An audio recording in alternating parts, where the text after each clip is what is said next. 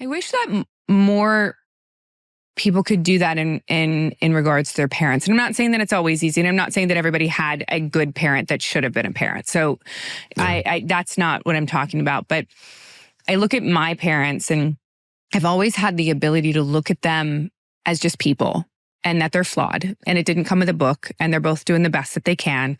And they came into parenthood with their own life circumstances and experiences, which turned them into the parent that they were. And so I've always had the ability to look past their mistakes. And my brother and sister haven't, and that's a whole nother story. But and our experiences with our parents have been very different because we are very different people as well. But I agree that I look past the flaws and look at the gifts in that. Thank you so much for giving me life, giving me the opportunity, letting me move to California when I did, letting me not have a job and just go to school so I could be an actor, like giving me those things that changed my life, never telling me that I couldn't do something. So I always thought that I could succeed. It never occurred to me that I couldn't succeed at this. Like my parents have always done that.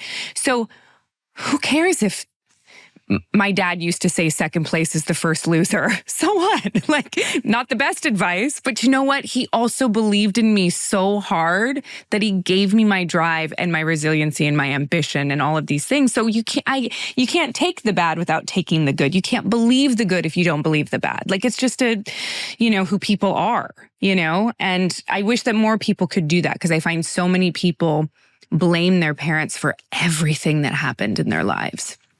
You're great. You're great, Katee. That is an incredibly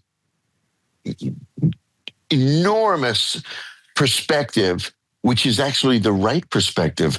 That's the godlike perspective of like, they're human. They're human. Yes, he forgot to pick you up at ballet and you're standing there. He's human. Yeah, he said second place is, not. Yeah, he's human. He has these things in him, but he's a 90% great human and has 10% stuff. And we all have 10% or 20% of stuff that's not so great. But man, oh man, the fact that you have such a,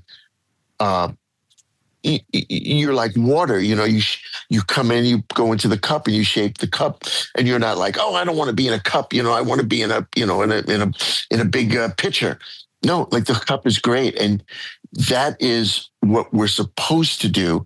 And that's what the songs are all about. And the poetry is all about. And the sayings in these little books that you buy at the stationery store that say, all these little sayings that are supposed to teach you these things.